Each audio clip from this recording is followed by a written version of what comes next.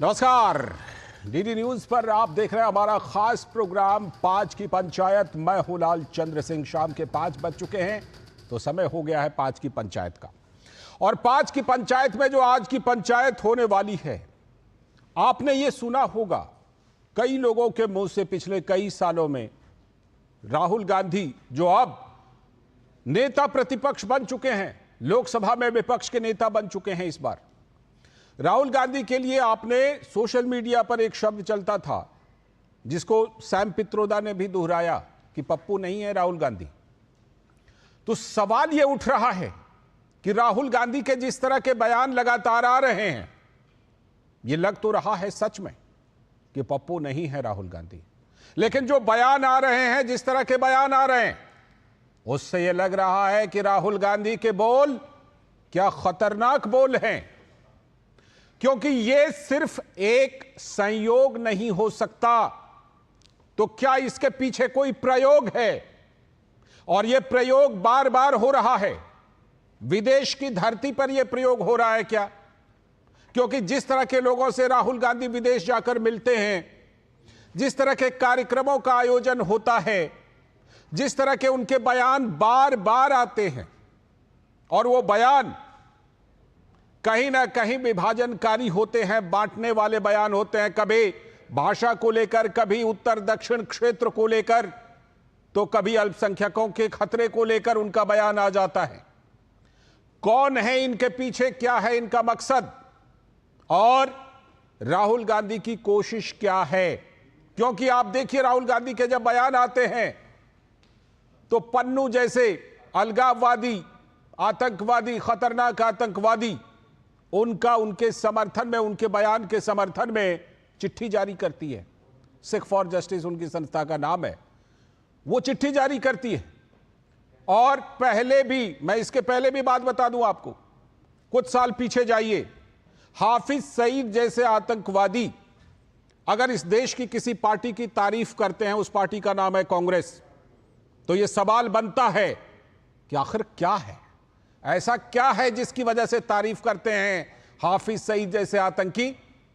ऐसा राहुल गांधी क्या कहते हैं जो पन्नू को पसंद आता है? और कितना खतरनाक है यह सब? इसी पर आज 5 की पंचायत। लेकिन राहुल गांधी ने जब बयान दिए तो तूफान तो उठना था। भारतीय जनता पार्टी ने जमकर हमला बोला है। तो जरा दोनों तरफों की बातों को पहले सुन लीजिए और उसके बाद फिर आज जुड़ेंगे अपने खास मेहमानों से और करेंगे इसी मुद्दे पर पंचायत।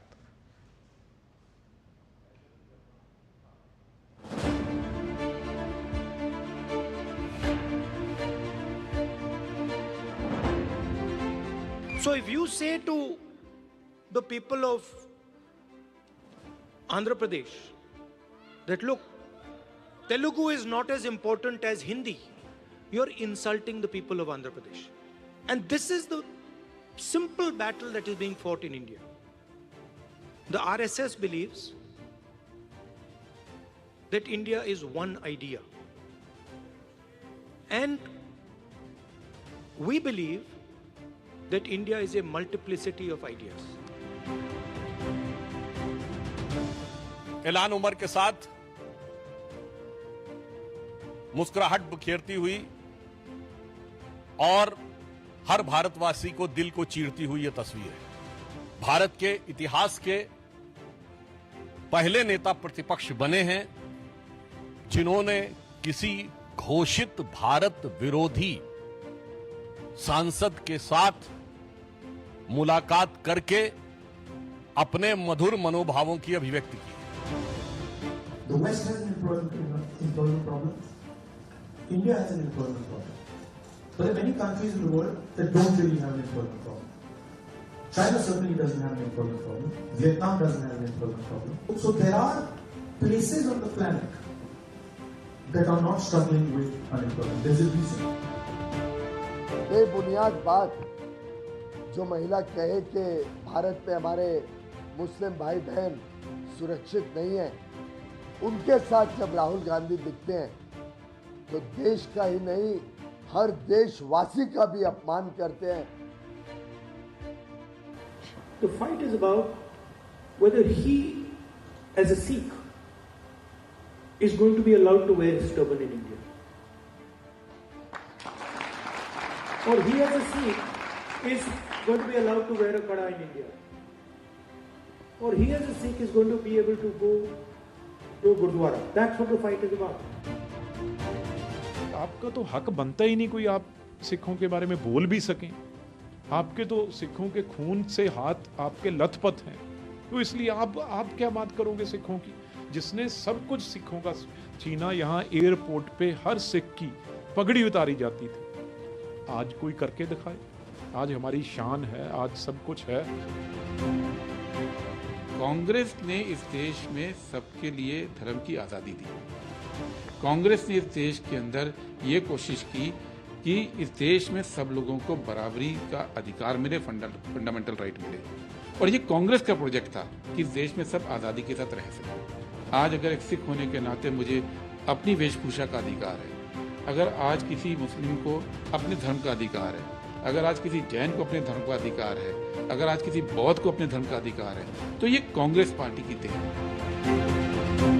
आज 11 सितंबर वो दिन है जिस दिन 11 सितंबर 1893 को स्वामी विवेकानंद ने शिकागो में पार्लियामेंट ऑफ रिलीजन में अपना ऐतिहासिक अविस्मरणीय वक्तव्य दिया था। दुख 29 साल के उस युवा सन्यासी ने भारत की वो प्रतिष्ठा बढ़ाई थी कि शिकागो हेराल्ड ट्रिब्यून ने यह लिखा था कि इस युवा सन्यासी के पास लगता है ज्ञान का वो समुद्र है जिसकी एक बूंद भी हमारे सारे विद्वानों के पास मिला के नहीं है। और एक 54 साल का युवा आज जाकर भारत और भारतीय संस्कृति को लांछित करने, अपमानित करने की कोई रास्ता नहीं छोड़ता।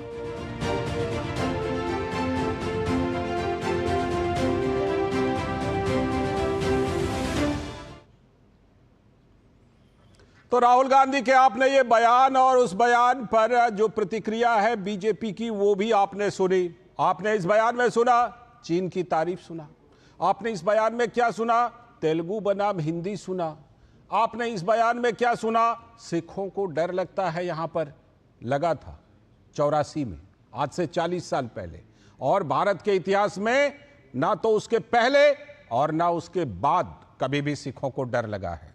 तो जवाब मिल रहा है, लेकिन कुछ सवाल हम 5 की पंचायत में पूछ रहे हैं। 5 की पंचायत के 5 प्रश्न, जरा पहले उन सवालों को देख लीजिए, फिर अपने मेहमानों से भी जुड़ेंगे। इसमें आज हम सबसे पहले सवाल पूछ रहे हैं। सवाल नंबर 1, राहुल गांधी के विवादित बोल कितने खतरनाक हैं, इस पर विचार करना जरूरी है। कितना खतरनाक है यह बयान, क्योंकि अब सिर्फ यह कहने से नहीं चलेगा कि राहुल गांधी कुछ भी बयान दे देते हैं। बार बार यह बयान आ रहे हैं, यह संयोग नहीं है, अब यह कोई प्रयोग है, इसीलिए सवाल बनता है। इसके बाद सवाल नंबर 2 कि बार बार राहुल गांधी क्यों दे रहे हैं इस तरह के विभाजनकारी बयान। यह भी एक बड़ा सवाल है कि बार बार इस तरह के बयान आ रहे हैं, तो क्या कहीं से प्रेरित हैं, कोई इन चीजों के लिए उनको कहीं ना कहीं इंस्टिगेट कर रहा है, प्रेरित कर रहा है। सवाल नंबर 3, राहुल गांधी के ऐसे खतरनाक बयानों के पीछे मकसद क्या है।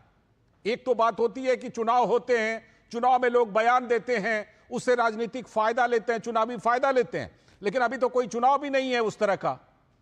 2 विधानसभा चुनाव हैं, लेकिन फिर भी इस समय इस बयान का क्या मकसद है। चौथा सवाल कि विदेश में जाकर किन से मिला करते हैं राहुल गांधी। अभी आपने देखा होगा एक तस्वीर इल्हान उमर के साथ उनकी मुलाकात, और इल्हान उमर कौन हैं और जिनसे वो मिलते हैं वो कौन हैं, उनके बारे में लगातार आपको अपने स्क्रीन पर जानकारी मिलती रहेगी हमारी बातचीत के दौरान भी। तो सवाल यह बनता है किन से मिला करते हैं राहुल गांधी, क्यों मिलते हैं। और इसके बाद सवाल नंबर 5 कि विभाजनकारी ताकतों को क्यों अच्छे लगते हैं राहुल गांधी। हमने आपको उदाहरण दिया गुरु पतवंत सिंह पन्नू, कौन है वो, सिख फॉर जस्टिस संस्था चलाते हैं, अलगाववादी हैं, आतंकवादी हैं, और वो राहुल गांधी के बयानों का लेटर जारी करके, चिट्ठी जारी करके समर्थन करते हैं। तो क्या राहुल गांधी ने ऐसा क्या बोला जो उनको बड़ा अच्छा लगा, उनके मन की बात कर दी राहुल गांधी ने। तो ये 5 सवाल हैं जिस पर कि आज हम पंचायत करने वाले हैं, और इन पर बात करने के लिए हमारे साथ आज खास तौर पर खास मेहमान जुड़ रहे हैं। गुरु प्रकाश जी, भारतीय जनता पार्टी के प्रवक्ता, बहुत बहुत स्वागत गुरु जी। इसके बाद हमारे साथ किशोर तिवारी जी हैं, शिवसेना उद्धव गुट के प्रवक्ता, बहुत बहुत स्वागत सर। किशोर तिवारी जी हमेशा मुस्कुराते रहते हैं, अभी भी देखिए मुस्कुराते हुए मिल रहे हैं हमें, बहुत बहुत स्वागत सर। ऋषि शंकर मिश्रा जी, राजनीतिक विश्लेषक, कांग्रेस के पक्ष में बातें भी रखते हैं, ऋषि जी बहुत बहुत स्वागत। और हमारे साथ समीर चौगाकर सर, जो कि हमारे साथ यहीं पर स्टूडियो में ही मौजूद हैं, वरिष्ठ पत्रकार। बहुत बहुत स्वागत समीर सर। साथ में रतन शारदा जी, हमारे साथ आरएसएस के रिसर्चर और ऑथर। बहुत बहुत स्वागत सर ऐसा खास 5 की पंचायत में आपका भी। मैं चर्चा की शुरुआत सबसे पहले समीर सर से करता हूं। समीर सर, जो सवाल हम आप उठा रहे हैं, अभी आपने देखा भी होगा कि हम 5 सवाल पूछ रहे हैं पंचायत में। ये बात तो बिल्कुल साफ लग रही है कि अब जो सैम पित्रोदा जी ने भी कही कि वो पप्पू नहीं है, तो अब ये लग रहा है कि ये गंभीर मामला है, इसीलिए इस पर गंभीर चर्चा है और इसीलिए आज हमने ये पंचायत रखी है कि क्योंकि ऐसा बार बार हो रहा है तो ये संयोग है या फिर इसके पीछे कोई बड़ा प्रयोग है विदेश की धरती से। देखिए, राहुल गांधी ने लोकसभा चुनाव के पहले जो प्रयोग शुरू किया था देश के अंदर, आरक्षण खत्म हो जाएगा, अब उसको वो एक लंबी रखी देना चाहते हैं। जो देश में उन्होंने जो प्रयोग किया था, अब उसे वो विदेश की धरती में ले जाना चाहते हैं और बड़े स्तर पर करना चाहते हैं। उन्हें लग रहा है कि छोटे स्तर पर उन्होंने जो प्रयोग किया था उन्होंने सफलता मिल गई है, तो क्यों ना इसे बड़े स्तर पर लेके जाया जाए।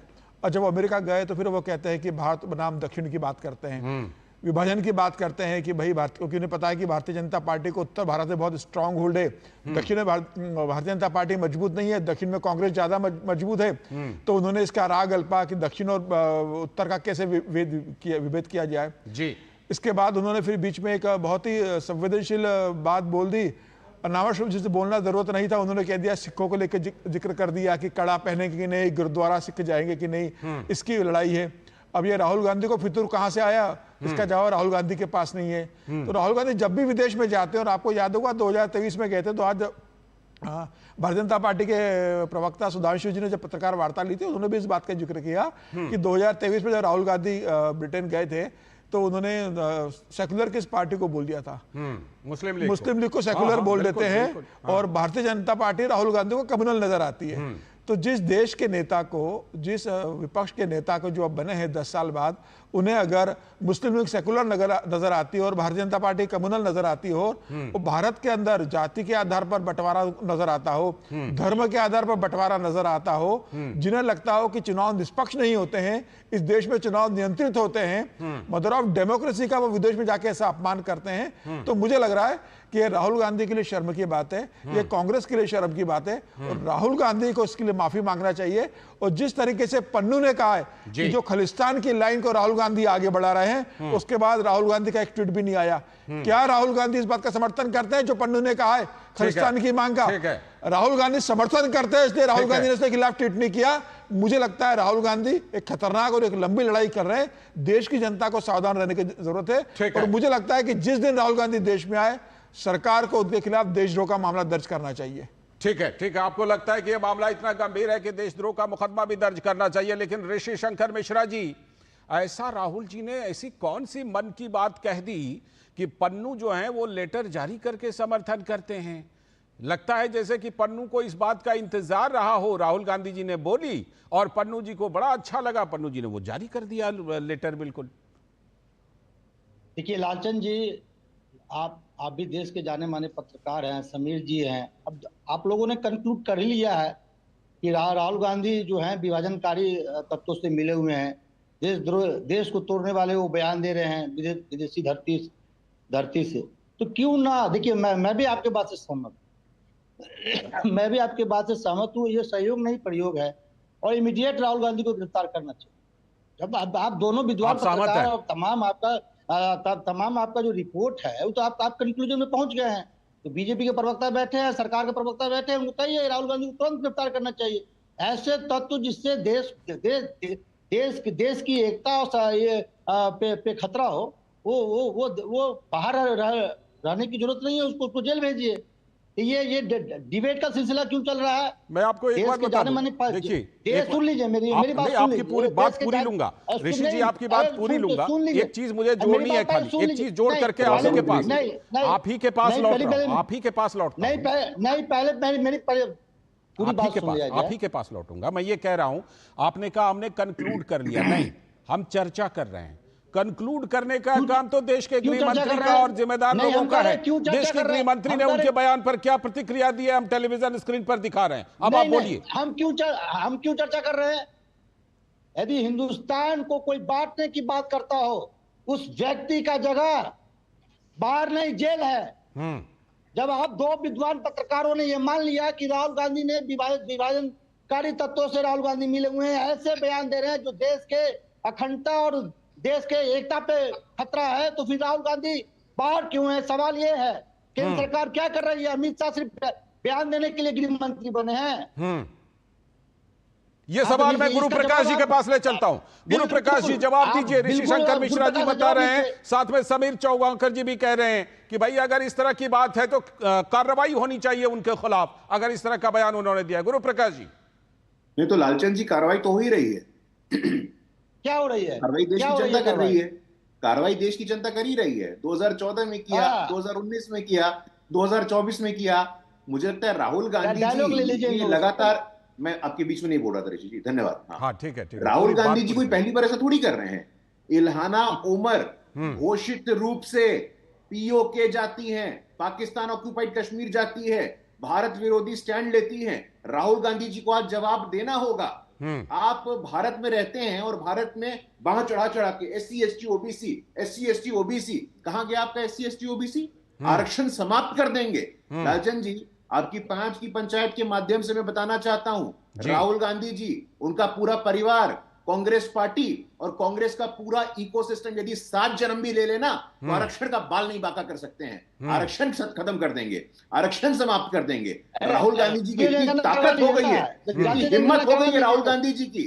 ना के बीच में नहीं बोला, एक सीरियस, लालचंद जी अगर सीरियस डिबेट कर रहे हैं तो आप ठीक है, ठीक है। पहले एक एक राउंड पहले अपनी बात रख लीजिए। हाँ, धन्यवाद। देखिए, राहुल गांधी जी की इतनी हैसियत, इतनी हिम्मत, इतनी क्षमता नहीं है कि वो आरक्षण का बाल बांका कर सके।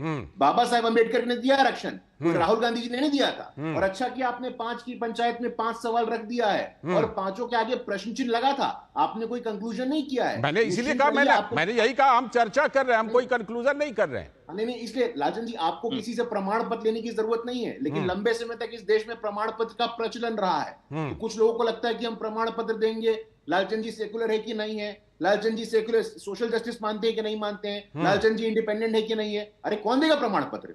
भारत की जनता देगी प्रमाण पत्र, संविधान देगा प्रमाण पत्र। तो संविधान लेकर के देश में घूमते हैं, कॉन्स्टिट्यूशन करते हैं, SC ST OBC करते हैं, और वहां SC ST OBC के अधिकार को ठीक है। ऋषि शंकर जी एक काउंटर करना चाह रहे हैं। गुरु जी, मैं आपके पास लौटता हूं, ऋषि शंकर जी का एक काउंटर लेता हूं। ऋषि जी। लालचंद जी, मैं दावे के साथ कह रहा हूं कि राहुल गांधी ने जो भी बयान दिए हैं, देखिए एक हवा बनाना, एक माहौल बनाना, एक चर्चा करना अलग बात है। ये गुरु पासवान जी इतने वोकल हो रहे हैं रिजर्वेशन को लेकर, तो जातीय जनगणना क्यों नहीं करवा लेते हैं पूरे देश में? ये जातीय जनगणना पे क्यों बैकफुट पे हैं? ये नरेंद्र मोदी जी 4 वर्गों में जब बांटने लगते हैं, जब जातीय जनगणना की बात आती है तो मोदी जी अच्छे से शब्दों से एक नया जो नारा गढ़ते हैं कि युवा एक वर्ग युवा है, एक वर्ग महिला है। भाई, आप जातीय जनगणना क्यों नहीं करा लेते? नंबर 1। नंबर 2, इनके ही नेता ज्योति मिर्धा, इनके ही नेता अयोध्या से जो हारे हैं लल्लू जी, जो क्या कहते हैं चुनाव में 400 सीटें चाहिए। क्यों चाहिए? संविधान बदलना है, आरक्षण खत्म करना है। गुरु प्रकाश जी कुछ दिखा रहे हैं। गुरु प्रकाश जी बताइए क्या दिखा रहे हैं? अरे गुरु प्रकाश जी क्या दिखाएंगे? कुछ दिखा रहे हैं, मोबाइल स्क्रीन पर कुछ दिखा रहे हैं। बताइए गुरु प्रकाश जी, बताइए। गुरु प्रकाश जी का हिम्मत है। गुरु सुन तो लीजिए, आप गुरु प्रकाश जी को मौका देते हैं, हमें नहीं, आपको भी पूरा मौका है, हम दोनों को दे रहे हैं मौका। ठीक है, हम चुप हो जाते हैं। नहीं, ये विक्टिम कार्ड नहीं ऋषि जी, विक्टिम कार्ड नहीं। हम पूरा सारे दर्शक देख रहे हैं कि आपको कितना स्पेस, हम लोग कितना आपको सुन रहे हैं। बिल्कुल बोलिए, आप बोलिए। मेरा सवाल गुरु भाई से ये है कि आप जातीय जनगणना क्यों नहीं करवा रहे हैं? आपके नेता बार बार कह रहे हैं कि संविधान बदलेंगे। अब ले लूं जवाब उनसे, चाहिए हमें। बिल्कुल सुनिए ना, 2015 में मोहन भागवत ने क्या कहा था? हाँ, ठीक है, अब ले लेता हूं जवाब। आरक्षण को ये खत्म करना चाहते हैं और आरोप मटेंगे राहुल गांधी पे। ठीक है, गुरु प्रकाश जी से जवाब ले लेता हूं। बोलिए गुरु प्रकाश। बहुत अच्छा बात है, बहुत अच्छी बात है कि ऋषि जी जो हमारे वरिष्ठ हैं, हमारे अग्रज हैं, उन्होंने किशोर जी भी, बिल्कुल किशोर जी, आऊंगा आपके पास, आऊंगा किशोर जी। नहीं, मोहन भागवत जी ने क्या कहा था लालचंद जी, पता है आपको? समीक्षा की बात, समीक्षा करेंगे। राहुल गांधी जी कह रहे खत्म कर देंगे। क्यों समीक्षा करेंगे? फिर आप भैया क्यों समीक्षा करेंगे? भैया मैं बहुत सम्मान करता हूं आपका, मैं आपसे बेहतर चिल्ला सकता हूं, लेकिन आप जानते हैं मेरे संस्कार नहीं है ऐसे। धन्यवाद। मोहन भागवत जी ने क्या कहा था लालचंद जी? मोहन भागवत जी ने कहा था कि समीक्षा करनी है नहीं करनी है, उसके ऊपर इन्होंने क्या गणित किया था आपको याद है? लगातार उस बयान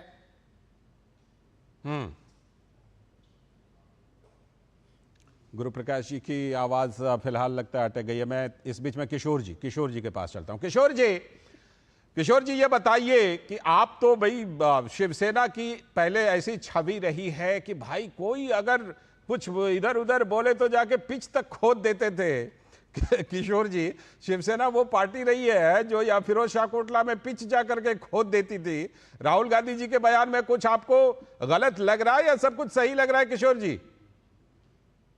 नहीं, आपने जो बीजेपी ने बवाल उठाया उसको लेके बात कर रहे हैं आप। लेकिन नहीं, मैं बीजेपी के उठाए बवाल पर हम नहीं बात कर रहे हैं। हम तो राहुल गांधी ने जो बवाल खड़ा किया उस पर बात कर रहे हैं। अरे लालचंद जी, मैं आपको है ना एक पत्रकार बोल के बहुत दिनों से जानता हूँ जी। यार आप है ना शुक्रिया। कोई बीजेपी के प्रवक्ता बोल के क्यों एंकरशिप कर रहे हो? मैं बोल रहा हूँ ये मेरी बात रखनी। ये लाइन इतनी फेवरेट हो गई है, मैं वही कह रहा हूँ, ये लाइन इतनी फेवरेट हो गई है किशोर जी उस समय से। मुझे लगता है किशोर जी उस समय से उंगली उठा रहे थे यही वाली बात। किशोर जी रोज भगवान से प्रार्थना कर रहा है, यही बात बोलने के लिए उंगली उठा रहे थे, यही बात। थोड़ा रुको ना यार। बोलिए। ये रतन शारदा तुम क्यों चुप बैठे? तुम भी भिड़ जाओ, लग जाओ साला। तो मैं अभी बता रहा हूँ कि रतन शारदा जी राहुल गांधी के पूरे अभी तो बोले भी नहीं है रतन शारदा जी। मेरी आदत नहीं शोर मचाने की, आपको पता है। मैं आता हूँ रतन शारदा सर आपके पास, मुझे पता है आप बिल्कुल बढ़िया से बोलेंगे इसलिए आपके पास नहीं। रतन शारदा बीच में झूठ नहीं बोलते, जब अकेले आते तब अच्छा बोलते हैं। तो मैं अभी बताता हूँ तुमको कि मेरी बात प्रेमचंद जी, मैं बता रहा हूँ तुमको कि राहुल गांधी के सारे प्रश्न पूछे गए प्रश्न और उस पे उनके जवाब।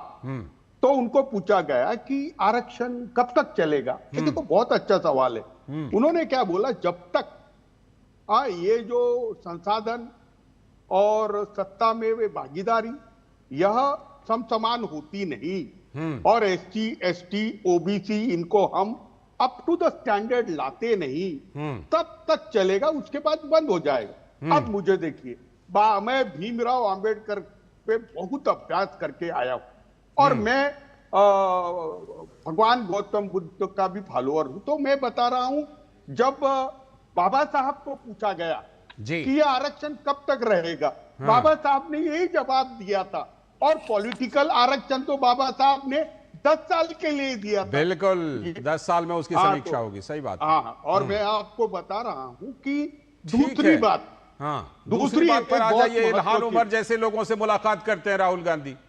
देखिए, मैं बोल रहा था कि एक उन्होंने बोला कि संप्रदायों के अंदर देखो, भारत की जो संस्कृति है वो हिंदू संस्कृति है और सारे संप्रदाय या अलग अलग प्रार्थना पद्धति से काम करते हैं और भारत में किसी भी संप्रदाय को उनकी प्रेयर और उनकी धार्मिक आजादी है।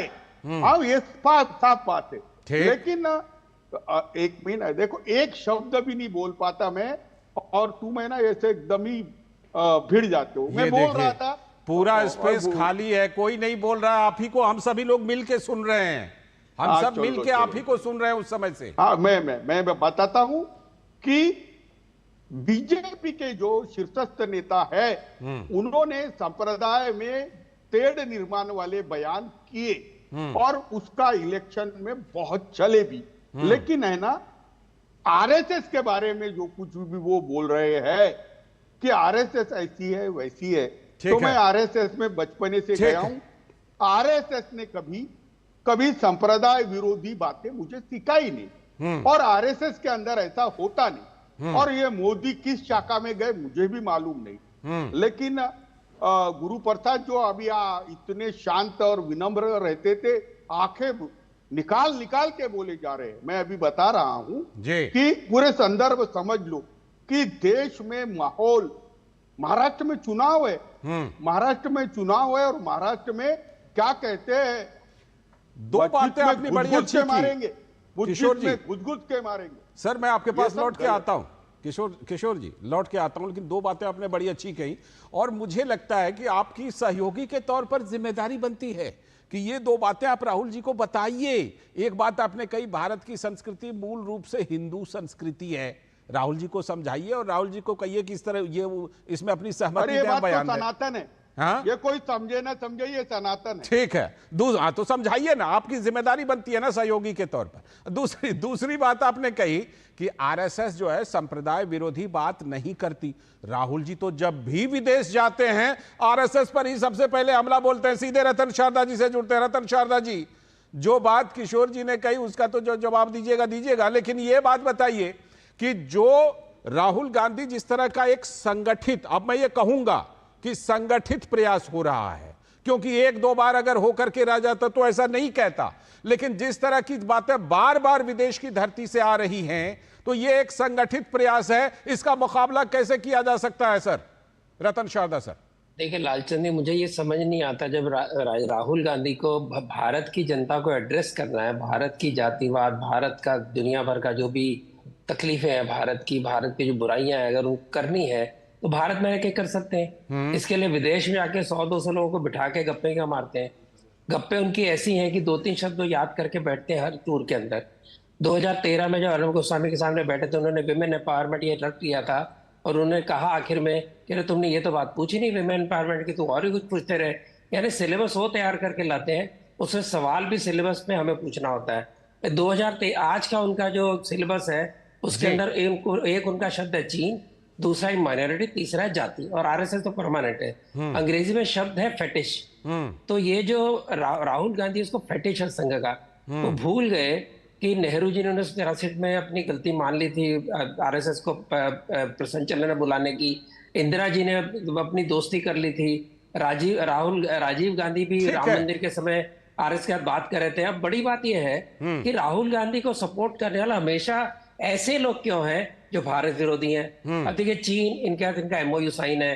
पाकिस्तान जब भी ये बयान देते हैं पाकिस्तान बड़ा खुश हो जाता है, जब जीतते हैं थोड़ी सी सीटें तो पाकिस्तान उनको बधाइयां देने लग जाता है। अब ये सिख फॉर जस्टिस ये कहता है unprecedented support for Khalistan. Rahul Gandhi ने कमाल कर दिया, वो भी उनके दोस्त बन गए। वो दल जो अमेरिका और कनाडा में लगातार झूठा प्रोपेगेंडा कर रहा है, राहुल गांधी को बधाइयां दे रहा है। अब आते कास्ट के ऊपर देखिए, यहाँ पर वो मिश्रा जी कह रहे थे कि राहुल गांधी को पकड़ क्यों नहीं लेते। 2011 में कास्ट सर्वे हुआ था, राहुल गांधी ने वहां पर अमेरिका में कास्ट सेंसस हुआ। कास्ट सेंसस नहीं होता, कास्ट सर्वे था, जिसमें 4000 करोड़ के आसपास खर्चा हुआ, जिसमें 4 लाख के आसपास की उपजातियां निकली। डर के मारे वो जो सर्वे था बंद हो गया। सर्वे की रिपोर्ट क्यों नहीं जारी की इन्होंने? कर्नाटक में भी नहीं की। कर्नाटक में सर्वे किया, कर्नाटक का सर्वे भी गायब हो गया। दूसरी तरफ देखिए बिहार में सेंसस हुआ, जारी भी हुआ। आप जब कास्ट सर्वे या सेंसस करते हैं, उसको लागू करने की, बताने की हिम्मत आपकी नहीं, तो कहीं तो कुछ गड़बड़ है। अभी इल्हान उमर जो लगातार पीओजे के विरुद्ध बोलती है, 370 के विरुद्ध बोलते हैं, इनसे इनकी दोस्ती हो रही है, तो आखिर ये चाहते क्या है? विदेश में जाके इनको भारत की विरोधी बातें क्यों याद आती है? ये बड़ा प्रश्न है। रतन शारदा जी, एक सवाल आपसे मेरा और भी जरूर बन रहा है, क्योंकि अभी हाल में फिर से एक बार राहुल गांधी जी ने दोहराया कि आरएसएस जो है वो महिलाओं को घर में रखना चाहती है, लेकिन हमने तो देखा है कि दुर्गा वाहिनी जैसी संस्थान है जिसमें महिलाओं के हाथ में शस्त्र थमाए जाते हैं और राष्ट्र सेविका समिति घर में रह करके तो शस्त्र नहीं थमाया जा सकता ना। तो ये जो बातें हैं ये तो बिल्कुल एकदम सच्चाई से बिल्कुल अलग है। राष्ट्रीय स्वयं संघ के जितने सहयोगी संगठन, जितनी महिलाएं उसमें हैं, उतनी महिलाएं तो कांग्रेस के सारे संगठन में, सारे कम्युनिस्टों के संगठन में मिलाकर भी नहीं है। इनको दुर्गा भाई आपने बताया, राष्ट्रीय स्वयं समिति की जो संस्थापक थी, उनके बारे में जानते नहीं। डॉक्टर निवेदिता बड़े विवेकानंद केंद्र के प्रमुख, उसके बारे में जानते नहीं होंगे। ये सब महिलाएं घर में रहती हैं कि बाहर में? महिलाएं, आपको एडवोकेट मोनिका अरोरा पता होगी, सारी भारत भर में जिन्होंने काम किया है, जिन्होंने नेतृत्व किया है। राजनाथ सिंधिया ने विश्व हिंदू परिषद की स्थापना की थी, वो भी इनको पता नहीं है। जिस कांग्रेस के अंदर महिलाओं का दिन रात अपमान होता है, जिस कांग्रेस के अंदर लड़कियां निकाल दी जाती हैं क्योंकि नेताओं की शिकायत करती हैं। मैं पीछे नेहरू चाचा की तरफ नहीं जाऊंगा, मैं आज की बात कर रहा हूं। तो जिसके प्रमुख खास राहुल गांधी के दोस्त उनके विरुद्ध जो इल्जाम लगाता है उसको निकाल दिया जाता है, और ये जो लोग हैं ये इसमें उनके साथ जुड़ जाते हैं। ठीक है, तो क्या कहे कांग्रेस के? मैं ऋषि शंकर मिश्रा जी का काउंटर लूंगा। ठीक है, और उनको अपना नहीं पता कि इनके संगठन में महिलाओं के साथ क्या ठीक ठीक ऋषि जी, आप ही के पास आकर काउंटर लूंगा। एक छोटा सा ब्रेक लेता हूं, ब्रेक से लौट के आप ही के पास आऊंगा।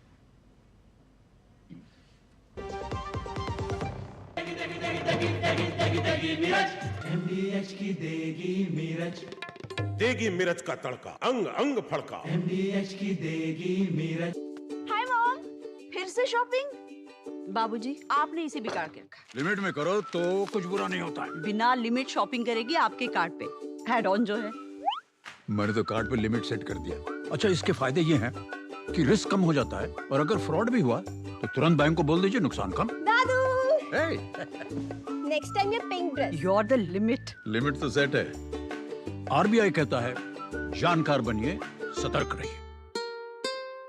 बात जब पीढ़ियों के लिए बनने वाले घर की हो तो जिम्मेदारी बड़ी हो जाती है। गैलेंट समझता है ये जिम्मेदारी। अब डबल एम रिब्स के साथ गैलेंट एडवांस TMT रीबार, निर्माण का रियल हीरो।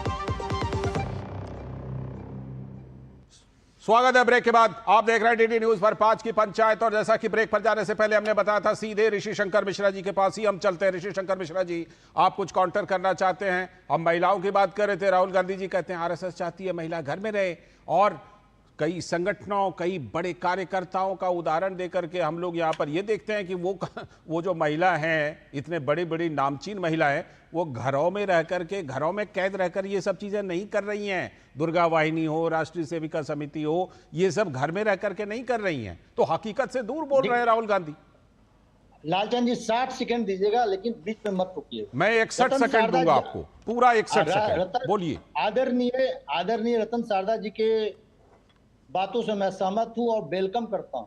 लेकिन सवाल रतन शारदा जी से है कि ये परंपरा विदेशी धरती पे जाके हिंदुस्तान को शर्मसार करने वाली जो परंपरा है, किस व्यक्ति ने सेट किया? कौन वो व्यक्ति था या है जिन्होंने कहा कि 2014 से पहले जन्म लेने वाले जो हिंदुस्तानी थे वो अपने आप पे हिंदुस्तानी कहने पे उनको शर्म आता था? और इसमें से तमाम पैनलिस्ट जो हैं जिनका जन्म तो मैं बिल्कुल कंफर्म हूँ 14 से पहले हुआ होगा। लालचंद जी, आपको 14 से पहले शर्म आता था हिंदुस्तानी करने पे, हाँ या ना? जवाब दीजिए लालचंद जी। 14 मैं अभी 61 सेकंड नहीं बोलूंगा, 61 सेकंड तक मैं बोलूंगा नहीं। अच्छा, ठीक। हाँ, बिल्कुल सही। नंबर 1। नंबर 2, ये स्किल इंडिया और स्कैम इंडिया, ये चाइना के धरती पे जाके कौन वो महान भाव थे हमारे देश के जो सर्वोच्च संवैधानिक पद पे बैठे थे? वो कहते थे कि हिंदुस्तान पहले स्कैम इंडिया था, अब स्किल इंडिया हो गया है। तो ये जो परंपरा है, रतन शारदा जी, आप बहुत विद्वान आदमी हैं, बड़ा सम्मान करता हूँ। कई पैनल डिबेट में आपके साथ मैं रहा हूँ। आपके इस अपील का मैं स्वागत करता हूँ। राहुल गांधी और तमाम उन नेताओं को भी आपके अपील को मानना चाहिए कि आपको जो कहना है हिंदुस्तान के धरती से कहिए। ये विदेशी धरती पे जाके स्किल इंडिया, अब बोल रहा हूँ 70 सेकंड हो गए, इसलिए अब बोल रहा हूँ। ये 14 से पहले जो जन्म लेते थे उनको शर्म आती थी। ठीक है लालचंद जी, इस पर जरूर जवाब दीजिएगा। ठीक है, 70 सेकंड हो गए, 75 सेकंड हुआ, इसलिए बोल रहा हूँ। अब आपने सवाल क्योंकि रतन शारदा सर से पूछा, इसलिए जवाब भी मैं सीधे रतन शारदा सर से लेता हूँ, उसके बाद बाकी पैनलिस्ट के पास। पहले आप हाँ या ना बताइए। क्या आपसे भी मेरा सवाल था, 14 से पहले आपको हिंदुस्तानी करने में शर्म आती थी क्या?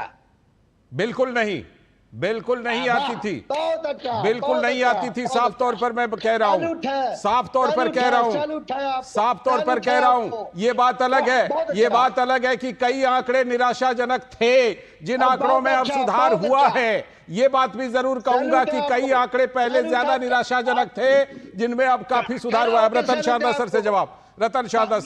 सैल्यूट करता हूं आपको। देखिए, अभी इन्होंने ये तो मान लिया कि राहुल गांधी को अमेरिका की धरती पे ये सब नहीं कहना चाहिए। तो पहली बात है, इनको ये बड़ी हिम्मत की दाद देता हूं कि अपने राजकुमार के विरुद्ध उन्होंने कहा। हिम्मत का भी अभी आप बीच में क्या बोले? आप बीच में क्या बोले? आप बीच में क्या बोले? पाठ पढ़ाया है आप बीच में क्या बोले? आपने नरेंद्र मोदी जी को पाठ पढ़ाया है। अच्छा, देखिए रतन शारदा सर बिल्कुल शांति से सुन रहे थे, उनको भी सुनिए। हाँ, मैंने कहा कि आपने मान लिया कि राहुल गांधी को विदेश में बात नहीं करनी चाहिए थी। इसके लिए आपका धन्यवाद, क्योंकि आप तो कह रहे थे राहुल गांधी को सजा देनी चाहिए, जेल में डाल देना चाहिए। नहीं, हिंदू पद्धति के अनुसार ऐसा नहीं होता। हम चर्चा करते हैं, चर्चा द्वारा उनको हराते हैं। जहां तक बात आती है स्कैम इंडिया की, क्या ये सच नहीं है कि जब मोदी जी गए थे अमेरिका में, सारा भारत स्कैम से भरा हुआ था और हजारों करोड़ के केस थे, आपके मिनिस्टर जेल में थे, क्या झूठ है उसमें? आज क्या किसी प्राइम मिनिस्टर, आज किसी लीडर बीच में क्यों बोलते हैं? बीच में क्यों बोलते हैं? आपको सहन नहीं होता बीच में बोले भी ना? आपको बदहजमी है? घोटाला कब हुआ था? नहीं, आपको बदहजमी है? आपको बदहजमी है क्या? घोटाला कब हुआ था? एक एक करके सुन लीजिए ना, आपको पूरा उन्होंने सुना, आप भी सुन लीजिए, उसके बाद काउंटर कीजिएगा। हमारे वीर जवानों के कफन खाने वाले आज घोटाला की बात कर रहे हैं। हमारे वीर जवानों का कफन खाने वाले आज घोटाले की बात कर रहे हैं। अपना टाइम भी लेंगे, आप मेरा टाइम भी लेंगे। देखिए खुद अब उन्होंने शांत होकर भी आपको सुन लिया, अब तो उनको सुन लीजिए। इन्होंने वो कॉफिन वाली बात की है, वो बात की है जिसके ऊपर मिनिस्टर पूरा छूटा था, जिसको आपने झूठे बयानों से फंसाया था, आज उसको दोहरा रहे हैं। आपको शर्म आनी चाहिए कि एक जो व्यक्ति मर गया, जिस व्यक्ति के ऊपर गलत आरोप लगे, आरोप वापिस खत्म हुए, आरोप गलत साबित हुए, उसकी बात आप कर रहे हो, शर्म आनी चाहिए। एक सबसे ईमानदार राजनेता जॉर्ज फर्नांडिस, उसके एवरेज से घटिया बात कर रहे हैं आप उत्तर सुनने के लिए तैयार नहीं है, क्या चिल्लाने आता टीवी के ऊपर? मैं ऐसी बात नहीं कर सकता हूँ, आपकी कबूतर करें तो आगे बात करूंगा।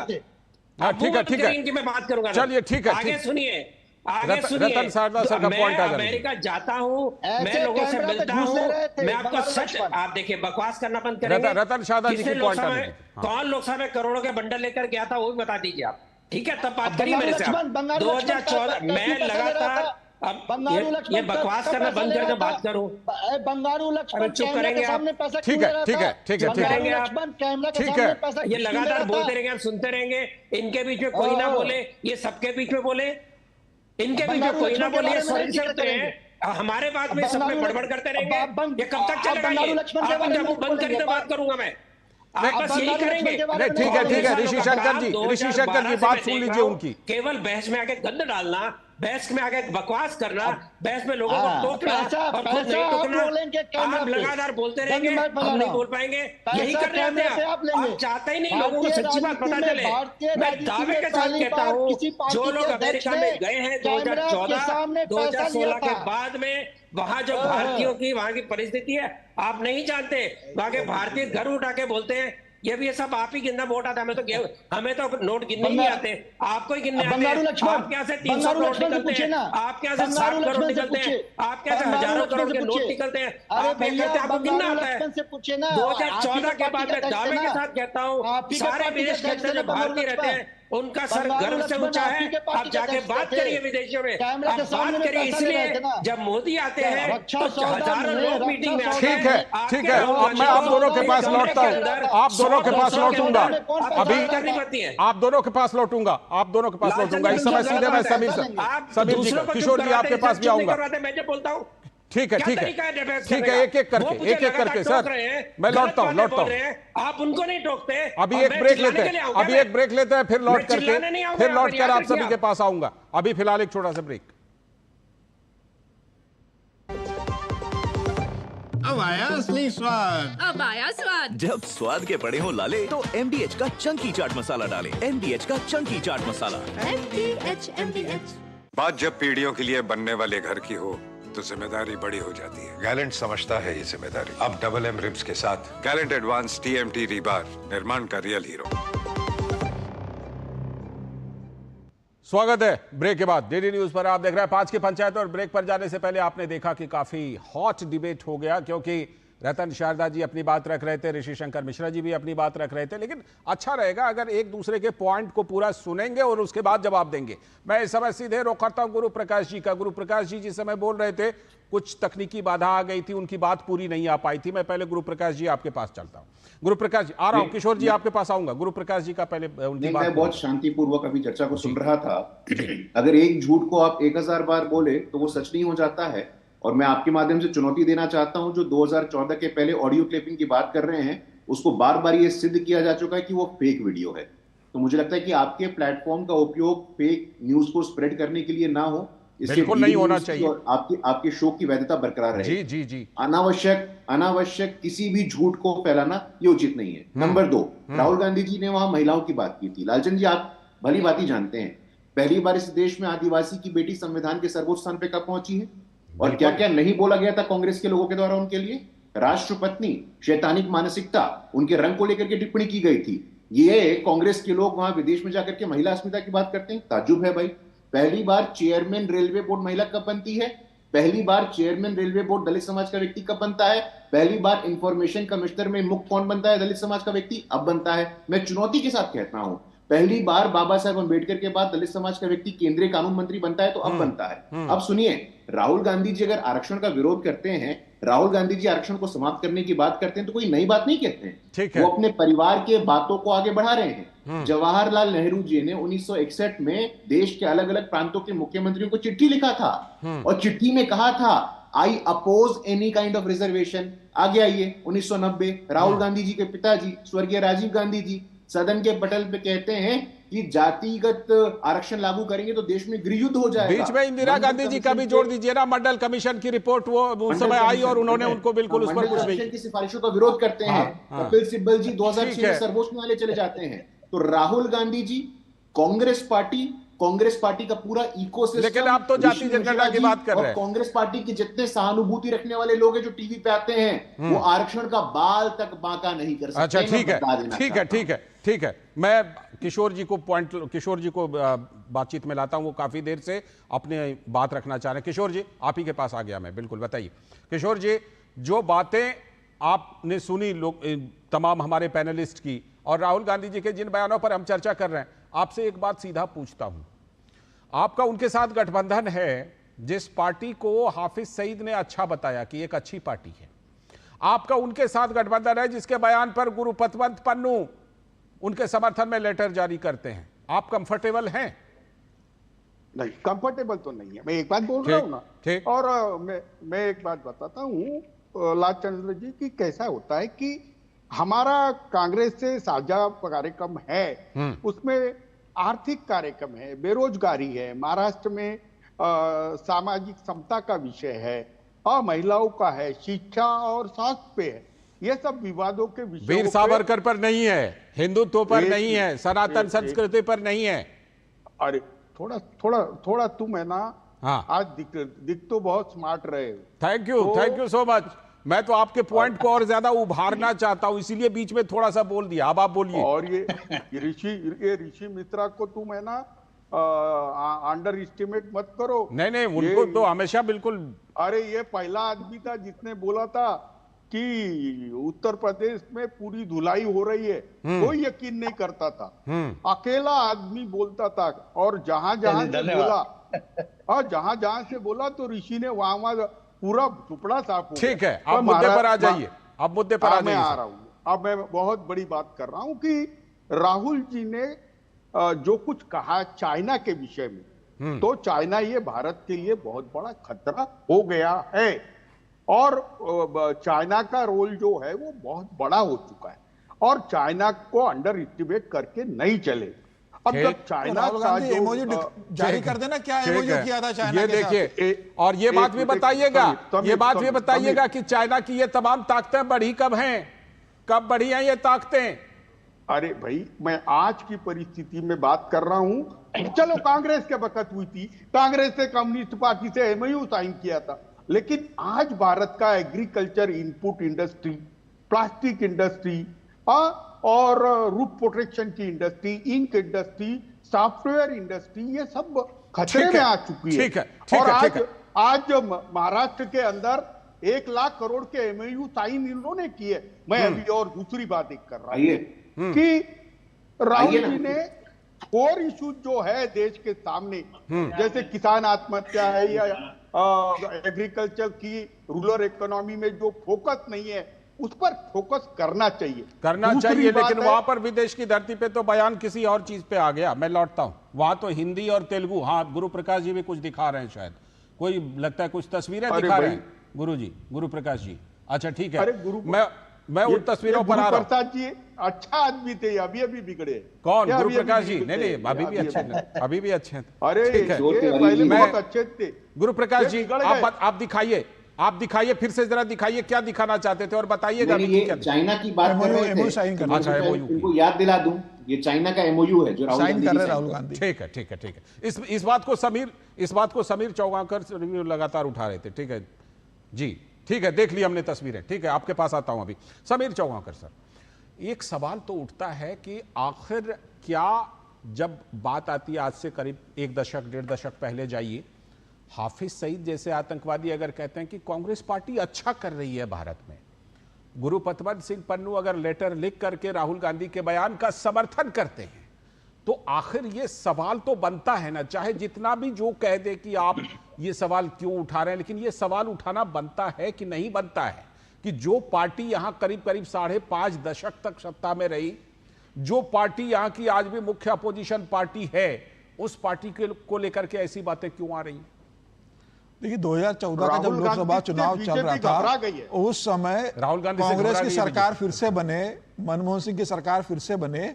इसके लिए वहां पर जुम्मे की नमाज जब पाकिस्तान में होती थी, उसके बाद इबादत की जाती थी कि भाई कांग्रेस की सरकार बने, मनमोहन सिंह फिर से बने, मोदी ना आ जाए। मणिशंकर अय्यर ने जाके मणिशंकर अय्यर का क्या बयान रहा था, कई नेताओं के बयान रहे पाकिस्तान जाके, पाकिस्तान नहीं भी गए, हिंदुस्तान में रहकर भी उन्होंने बयान दिए।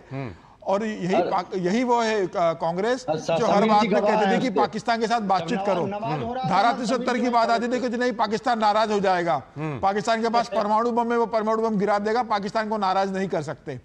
और वही फवाद चौधरी है पाकिस्तान के, जो राहुल गांधी की तारीफ कर रहे थे अभी 2019 चुनाव के पहले कि कांग्रेस की सरकार बनना चाहिए, हम चाहते हैं कि हिंदुस्तान में कांग्रेस की सरकार बने, मोदी ना लौटे। तो फवाद चौधरी जैसे लोग सिर्फ पाकिस्तान में नहीं है, उस मानसिकता के लोग भारत में भी है जो कांग्रेस समर्थन करते हैं, और उसी मानसिकता को राहुल गांधी अमेरिका में जाके बताते हैं। आपने कहीं ना कहीं सवाल उठाया, ऋषि शंकर जी बहुत देर से कुछ कहना भी चाह रहे। ऋषि शंकर जी सीधे आपके पास। समीर जी आदरणीय बड़े भाई हैं, नमाज हो रहा था तो समीर जी वहीं खड़े थे, पूरा रिकॉर्डिंग कर रहे थे, वहाँ पे क्या नारा करा जा रहा था, नहीं तो कहने का कुछ तो आधार रहा होगा। जा रहा था, अरे सुन तो लीजिए, फिर यही फिर आप मैं थोड़ा हो जाऊंगा। अच्छा, इस बार कितने सेकंड चुप रहूं बताइए, मैं उतना सेकंड रहूंगा चुप। अब ऋषि जी डिबेट में आते हैं, हल्ला करते हैं, रतन सादा जी चले गए, तो आप ही के ऊपर जिम्मेदारी डाल के वो गए हैं। उन्होंने कहा कि ऋषि शंकर जी ने बोलने नहीं दिया। बोलने तो दीजिए, आप बोलने तो दीजिए। हाँ बोलिए। आज समीर जी को हमारे सिख भाई की चिंता आ रही है, सिख समाज की चिंता हो रही है। जब किसानों को गद्दार कहा जा रहा था तो ये समीर जी कहाँ थे? नमाज जब पाकिस्तान में पढ़ा जा रहा था तो समीर जी वहाँ खड़े होकर रिकॉर्डिंग कर रहे थे, पूरा रिपोर्ट ले रहे थे, एक एक कलम बाई कलम लिखे जा रहे थे पॉइंट। लेकिन जब हमारे जो किसान भाई जब पंजाब से आए, उनको जब खालिस्तानी और पाकिस्तानी आतंकवादी कहा गया था, उन पे जब गोलियां चलाई गई थी, इनके एक सांसद जो नई और भी बहुत कुछ हुआ था, वहां पर बैनर लगे थे, वहां पर लंगर लगे थे, वहां पर हत्या हुई थी, वहां पर बलात्कार हुए थे, ये सब भी हुए थे वहां पर, उसका भी जिक्र कर दीजिए। अरे लालचंद जी यही बात वो कंगना रनावत कह रही है, वही बात आप कह रहे हैं। नहीं मैं आप हमारे जो सिख भाई हैं, उनके इंटीग्रिटी, उनके आस्था, उनके जो विश्वास है, उस पर सवाल उठा रहे हैं। बिल्कुल नहीं उठा रहे, बिल्कुल नहीं उठा रहे, लेकिन जिसने भिंडरावाला का पोस्टर लगाया, जिसने भिंडरावाला का बैनर लगाया, उसके ऊपर तो सवाल बनेगा ही बनेगा। किसान संगठन, किसानों का पैसा कहां से आ रहा था? इतना खर्चों का पैसा किसने उठाया? अरे तब मैं पूछ रहा हूँ किसान संगठनों ने लगाया था क्या भिंडरावाला का फोटो?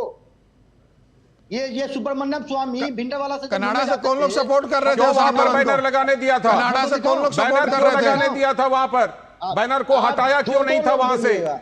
चलिए आप ही लोग, आप दोनों बोल लीजिए। नहीं ये फिर विक्टिम कार्ड वो हम आपको विक्टिम कार्ड खेलने नहीं देंगे। बोलिए आप, बोलिए तो दीजिए। मैं यही कह रहा हूँ, राहुल गांधी ने जिन मुद्दों को छेड़ा है, आप बता दीजिए, उससे असहमति हो सकती है क्योंकि वो एक पॉलिटिशियन है, किसी पार्टी को रिप्रेजेंट करते हैं, लेकिन जिन मुद्दों को वो उठाया है, वो मुद्दा क्या गलत है? जो धर्म के आधार पे भेदभाव नहीं होता है। अभी एक युवक की इसलिए हत्या कर दी गई क्योंकि हत्या करने वाले को लगा कि वो मुस्लमान है।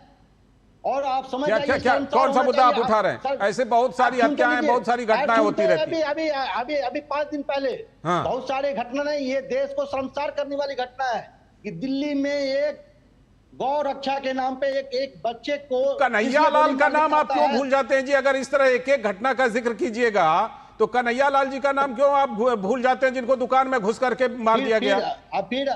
तो आप दूरदर्शन के सेलेक्टिव क्यों होंगे? नहीं, मैं अपनी तरफ से वो बात, मैंने पहले कन्हैया लाल की बात नहीं उठाई, आपने क्योंकि घटना का जिक्र किया तो मैं कह रहा हूं सेलेक्टिव क्यों हो रहे हैं? दोनों तरफ की बात कर लीजिए। फिर कन्हैया लाल की जब मर्डर हुआ था तो सबसे पहले आवाज उठाने वाले ऋषि मिश्रा ही थे।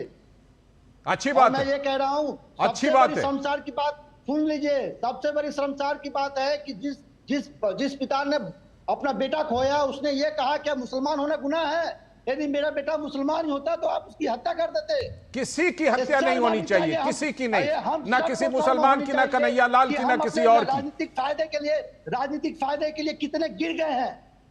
ठीक है, ठीक है, ठीक है। समीर जी के ऊपर आपने कुछ बात कही। पहले समीर जी ये कह रहे हैं क्या वहां आप नमाज की रिकॉर्डिंग कर रहे थे और यहां पर जो है किसानों के प्रदर्शन के बॉर्डर पर जो कुछ हुआ उस समय आप वहां पर नहीं थे? आपके ऊपर सवाल उठाए तो पहले आप ही जवाब दीजिए, फिर गुरु प्रकाश जी के पास। मेरे रिकॉर्डिंग की करने की जरूरत नहीं है। मैं हिंदुस्तान के सारे अखबारों ने इसे कवर किया है, विदेशी की मीडिया ने भी इस बात को कवर किया है। और कांग्रेस के प्रति जो पाकिस्तान का प्रेम है वो किसी से छुपा नहीं है और वो आज का नहीं है। जब से कांग्रेस बनी है, कांग्रेस के लगातार हुआ, उसके बाद से कांग्रेस का प्रेम दोनों देशों के बीच चलता रहा, इसमें कोई दो राय नहीं है। मेरा यह कहना है कि राहुल गांधी अगर विदेश जाते हैं तो राहुल गांधी ठीक है, विपक्ष के नेता है, विरोधी पार्टी के नेता है, वो अपनी बात रख सकते हैं, लेकिन जिसमें देश के लिए एक स्थिति खराब हो, देश के लिए असहज स्थिति खराब हो, और जब प्रधानमंत्री मोदी खुद जाने वाले अभी 10 दिन के बाद अमेरिका का दौरा करने वाले, उसके पहले विपक्ष का नेता जाके इस तरह की बात बोले कि हमारे देश में चुनाव निष्पक्ष नहीं होते, हमारे देश में चुनाव नियंत्रित होते हैं, चुनाव आयोग एक पार्टी को सपोर्ट करता है, अगर निष्पक्ष चुनाव होते तो नरेंद्र मोदी प्रधानमंत्री नहीं बनते। तो मुझे ऐसा लग रहा है कि राहुल गांधी को इस तरह का जिक्र नहीं करना चाहिए। आप चुनाव जीते हो, आप 42 सीटों से लेकर आप 99 सीटों पर चले गए, तो मुझे लग रहा है कि देश के अंदर अगर डेमोक्रेटिक इलेक्शन हो रहा है तो राहुल गांधी को तारीफ करना चाहिए। बिल्कुल कि मदर ऑफ डेमोक्रेसी में हम इतना बड़ा देश है, इतना बड़ा लोकतंत्र है, यहाँ चुनाव निष्पक्ष होते हैं और हम राज्यों में चुनाव जीतते भी और हारते भी है। भारतीय जनता पार्टी चुनाव जीतती और हारते भी है। बिल्कुल 2014 में प्रधानमंत्री नरेंद्र मोदी पूर्ण बहुमत से आए, 2019 में आए, 2024 में पूर्ण बहुमत नहीं मिला। तो ये बात का जिक्र राहुल गांधी कर सकते थे वहां। ये बता के पूरे चुनाव आयोग को बताना कि हिंदुस्तान में जो चुनाव होते हैं वो पूरा मैनेज होते हैं, मुझे लग रहा है देश के लिए एक अपमानजनक बात है। राहुल गांधी को इससे बचना चाहिए था। ठीक, ऋषि जी छोटा सा काउंटर कीजिए। फिर यही दूरदर्शन को करोड़ों लोग देखते हैं। समीर जी आप विद्वान पत्रकार हैं, क्यों आप अपना इमेज खराब कर रहे हैं? 2002 में तत्कालीन गुजरात के मुख्यमंत्री ने चुनाव आयोग के कार्य प्रणाली पे सवाल उठाया था, तब देश शर्मसार नहीं हो रही थी। ये बात आप क्यों नहीं जोड़ते हैं? आधे अधूरी बात क्यों करते हैं आप?